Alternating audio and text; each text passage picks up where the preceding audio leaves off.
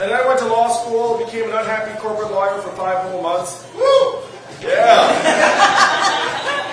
And I left that job to start a business. How many of you have started a business or organization or club or mailing list? So if you have your hand up, you know it's a lot harder than anyone thinks. And when someone asks you how it's going, what do you say? Great! It's great! Only one answer to that question. So my business went great until it failed. And so I was lying on the floor thinking, wow, this was so hard, but I've been bitten by the bug. I said, I want to try this again. So I worked for a series of entrepreneurs over a 10-year period, and then I became the head of an education company that grew to become number one in the U.S. And then was bought by a big company in 2009. So at this point, my parents started talking to me again. Very exciting. But 2009 was a really tough time in the country. How was it here in Concord? Rough. So this was a financial crisis in the aftermath, and I thought I had some clue as to how it had happened. That all of the wannabe whiz kids from Exeter and Brown and Columbia, where I'd gone to school, had gone to Wall Street and come up with these exotic financial instruments that had crashed the economy. And I thought, well, that's a train wreck, so we should try and find something better for us to do. So I quit my job, I donated some money to start a new organization, Venture for America, to help train people to start businesses. I started calling rich friends and I asked them this question: do you love America? And then the smarter one of them said, what does it mean if I say yes to that question? And then I said, at least $10,000. So I raised a couple $100,000, it grew to millions, helped create several thousand jobs around the country in cities like Detroit, Cleveland, Baltimore, New Orleans, Birmingham. I got recognized by the Obama administration for creating thousands of jobs. I got to bring my wife to meet the president. So my in-laws were very excited about me for a brief while. How many of you grew up here in New Hampshire? Or New England, generally? How about the Midwest? The South? West Coast? So I grew up in upstate New York, came of age in New England. I had never been to the Midwest. I'd never been to Detroit, or St. Louis, or Birmingham, until I ran Venture for America for those 7 years. And I was blown away by the disparities between regions in this country, where if you fly between St. Louis and San Francisco, or Michigan and Manhattan, you feel like you're crossing dimensions and decades and ways of life, and not just a few time zones. And I was trying to translate this to people, and they were clapping me on the back saying, great job, you helped create these jobs around the country. And I said, I feel like I'm pouring water into a bathtub that has a giant hole ripped in the bottom. And that the changes in the economy are much bigger and hairier than anyone realizes. And then Donald Trump becomes our president in 2016. You remember that night? Yeah. How did you react when that happened, November 2016? Shock, disbelief. Some people here, I'm sure all of you have neighbors who were very excited about his victory. And there are probably some people here that were happy about it as well. To me, it was a giant red flag. It said that things have gotten so bleak that tens of millions of our fellow Americans decided that taking a chance on a reality TV star narcissist was a good idea. And so that to me is a giant red flag to say, wait, let's stop what we're doing. And if you were to turn on cable news today or any day since he won, why would you think that Donald Trump's our president today? Immigrants? Hillary? Russia? Corruption, racism, Facebook, FBI. All mixed up in a cocktail, a really nasty cocktail. Fake news. Yeah, sure. But I'm a numbers guy. When I dug into the numbers, there's a very clear and direct explanation why Donald Trump won in 2016. We automated away 4 million manufacturing jobs in Ohio, Pennsylvania, Michigan, Wisconsin, Iowa, all the swing states he needed to win, and did win. This happened in New Hampshire, too, a little bit earlier. You all lost tens of thousands of manufacturing jobs, and when you go to the northern part of the state, they still feel it. You still feel it. So we got rid of these millions of manufacturing jobs, and what we did to those jobs, we are now doing to retail jobs, call center jobs, fast food jobs, and eventually truck driving jobs in the midst of the fourth industrial revolution, the greatest economic transformation we've ever seen. How many of you noticed stores closing where you live here in this part of New Hampshire? Why are those stores closing? Amazon. One word answer, right? Amazon's opening up $20 billion in business, closing 30% of your stores and malls. How much did Amazon pay in taxes last year? Zero. That is your math, New Hampshire. 20 billion out. Zero back.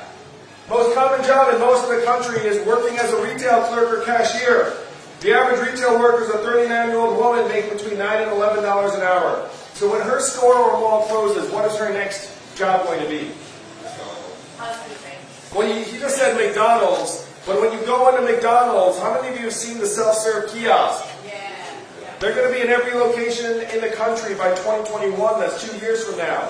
Food service and food preparation, the third most common job in the country.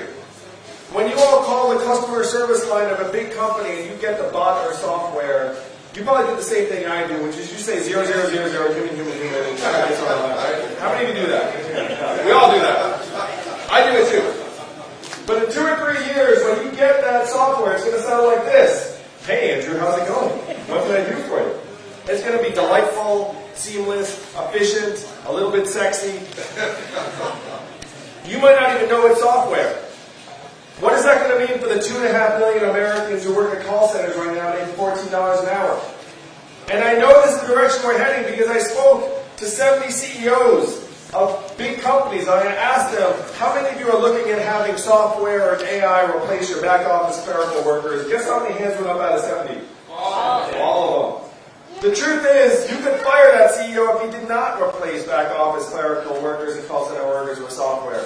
Because they have to optimize for one variable, and that's the bottom line. And if I can do that work more inexpensively with technology, then you have to do that deal. I'm going to talk a little bit about, to me, the most disastrous development coming down the road, literally, which is self-driving trucks. How many of you know a truck driver here in New Hampshire? Driving a truck is the most common job in 29 states. There are 3... Ooh! Oh, the littlest Yang Yang member. Yeah, I don't even think she can vote for my re-election.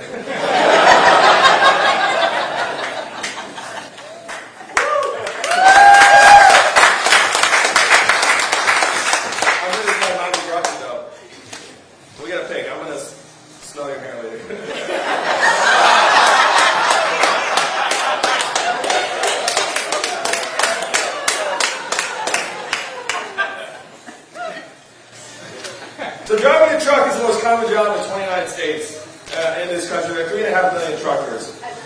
94% men, average age 49, make about $50,000 a year. My friends in California are working on trucks that can drive themselves.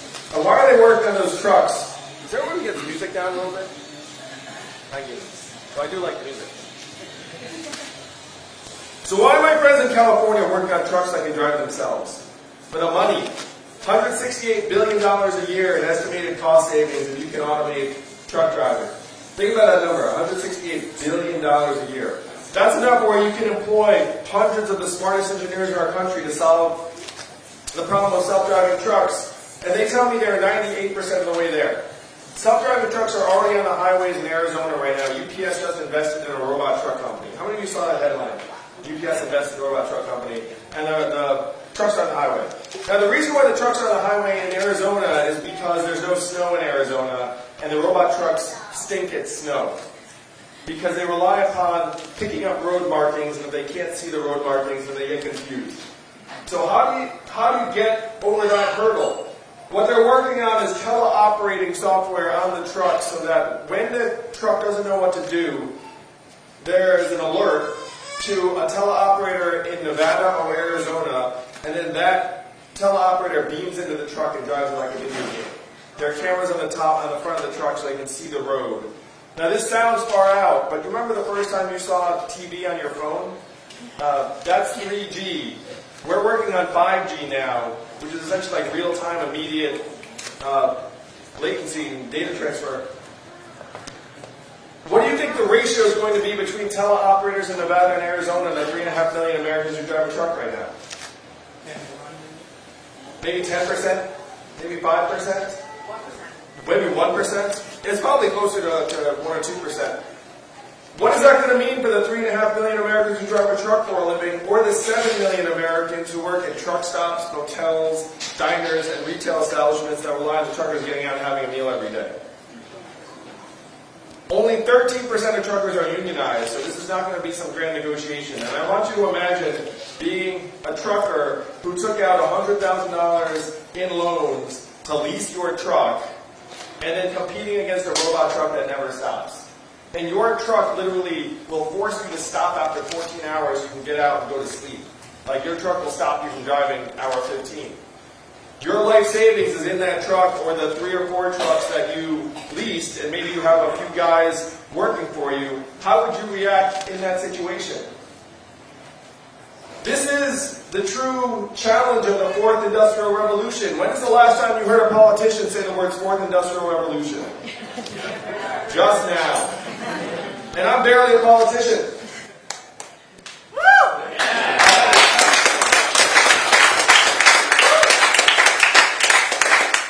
So this is all of the research and data I was unpacking in 2017 when I was trying to figure out how Donald Trump won.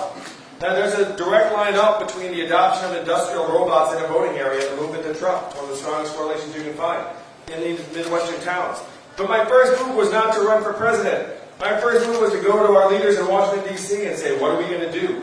And what do you think the folks in D.C. said to me when I asked, what are we going to do? She was like, I don't know. The 3 most common answers I got were these. Number 1, we cannot talk about this. Number 2, we should study this further. Number 3, we must educate and retrain all Americans for the jobs of the future. That sounds very reasonable, very responsible. But I said, look, I checked out the studies on how effective government-funded retraining programs were for the manufacturing workers who lost their jobs in the Midwest. You all want to guess how effective those programs were on a percentage basis? 15. Yeah, 0 to 15%. They were essentially failures. And when I said that to the folks in D.C., you know what they said next? I guess we're going to get better at them. That's what policy out of D.C. looks like. And one person in D.C. said something that brought me here to you all today. He said, Andrew, no one in this town is going to do anything about this set of problems because this is not a town of leaders. This is a town of followers. We're never going to do anything, and the only way we would wake up is if you create a wave in other parts of the country and bring it crashing down on our heads. And I said, challenge accepted. I'll be back.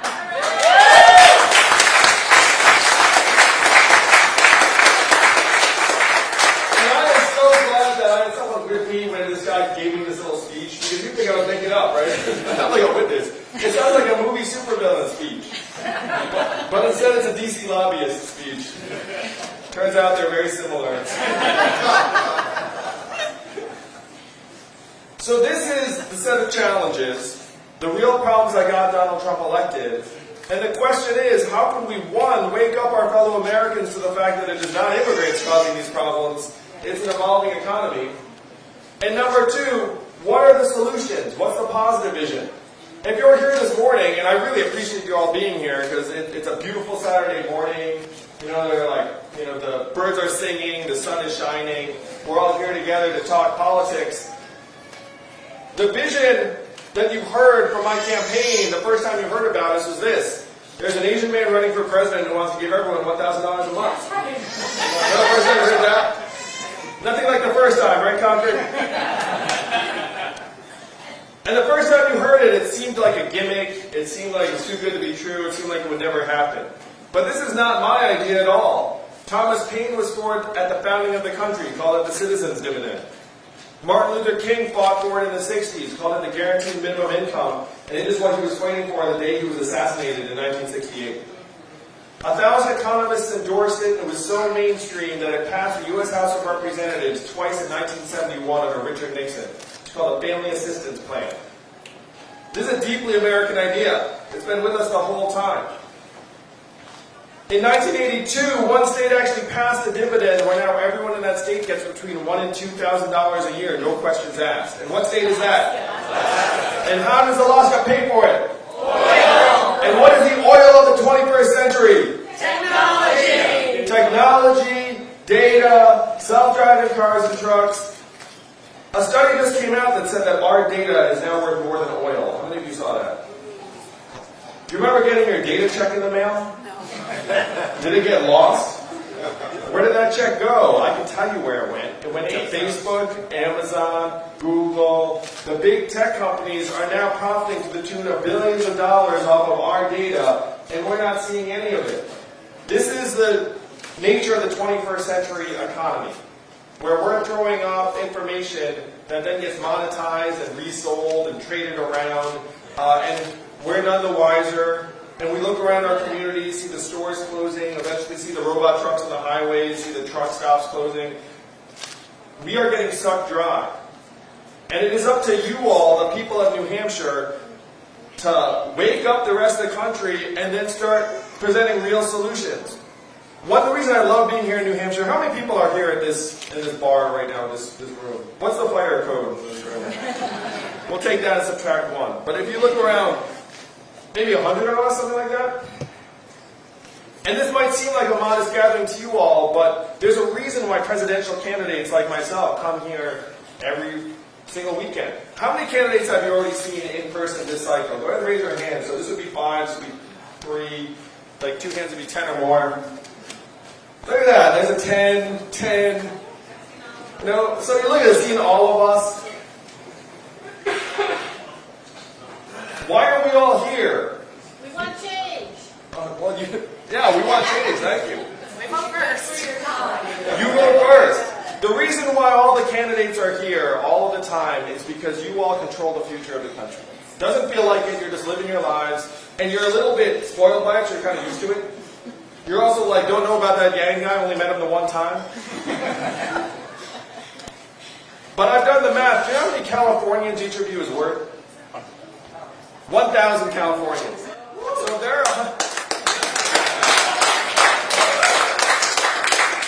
So there are 100 people here today. That's like 2.5 football stadiums in California. It may not feel like it, but this is the kind of room you launch a revolution from. And the revolution is necessary. The revolution that helps build a trickle-up economy for our people and our families and our communities after I'm president, thanks to you all, 2021. Yeah.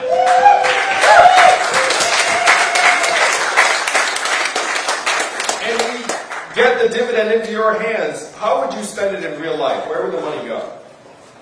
Housekeeper. Sorry? Housekeeper. Housekeeper. Sure. Pay down debt. Pay down debt. Home repair. Home repair. College. College loans for sure. Start a company. Love it.